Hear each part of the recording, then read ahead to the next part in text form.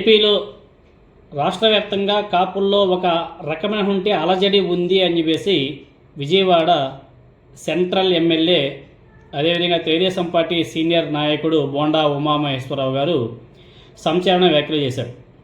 Telugu Desam party MLA ఈరోజు గుంటూరులో ముద్రగడ పద్మనాభం గారి సంస్మరణ సభలో ఆయన కొన్ని కీలక కామెంట్స్ కూడా చేశారు. కాపు జాతి అభ్యున్నతికి, కాపు జాతి కోసం చివరి శ్వాస వరకు పనిచేసినటువంటి నాయకుడు ముద్రగడ పద్మనాభం గారు. కాపుల కోసం ఏ క్షణమైనా చనిపోవడానికి నుదుటి మీద రివాల్వర్ పట్టుకొని తిరిగినటువంటి వ్యక్తి ముద్రగడ పద్మనాభం గారు అని చెప్పేసి బోండా ఉమామహేశ్వరరావు గారు మాట్లాడారు. కాపులకు రిజర్వేషన్లు, వారికి స్కాలర్షిప్ల కోసం అనేక పోరాటాలు కూడా చేయడం జరిగింది. అంటే చివరి శ్వాస వరకు నీతిగా జీవించినటువంటి వ్యక్తి ముద్రగడ పద్మనాభం గారు అని చెప్పేసి తెలుగుదేశం పార్టీ ఎమ్మెల్యే బోండా ఉమామహేశ్వరరావు గారు చెప్పడం జరిగింది. ఆ కార్యక్రమానికి వైఎస్ఆర్ కాంగ్రెస్ పార్టీ నుంచి అంబటి రాంబాబు గారు కూడా అటెండ్ అయ్యారు. 2014లో రాష్ట్రం విడిపోయాక అసెంబ్లీలో తాము అడుగుపెట్టిన తర్వాత కాపు ఉద్యమం పురుడు పోసుకుంది. అప్పుడు తాము అధికారంలో ఉన్నాం.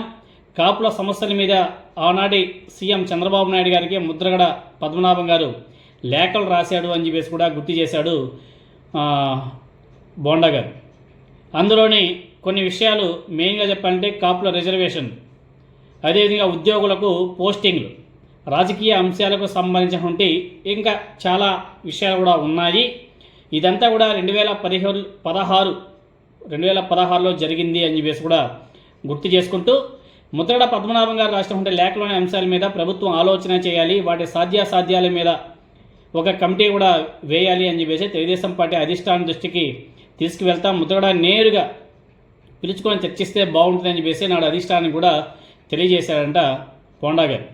కానీ ముద్రగడ పద్మనాభం గారు తన ప్రయోజనాల కోసమే పనిచేస్తున్నాడని, కాపుల్లో అంతగా పట్టు లేదని సొంత సామాజిక వర్గానికి చెందినటువంటి నేతలే ఆనాటి ప్రభుత్వ పెద్దలకు అంటే నారా చంద్రబాబు నాయుడు గారికి చెప్పారంట. సొంత పార్టీ నాయకులే, సొంత సామాజిక వర్గం నాయకులే.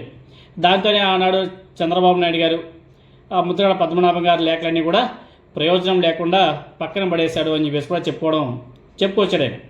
ఆ తర్వాత రాష్ట్ర వ్యాప్తంగా ముద్రగడ పద్మనాభం గారి వెంట కాపు నేతలు నడవడం, తర్వాత ఆయన రిజర్వేషన్ల కోసం ఒక పెద్ద ఉద్యమం చేయడం, తర్వాత తుని సభ జరగడం. ఆ సభలో ఏం జరిగిందో మనందరికి కూడా తెలిసింది. గ్రామస్థాయి వరకు ఉద్యమాన్ని ముద్రగడ పద్మనాభం గారు తీసుకువెళ్ళడం జరిగింది.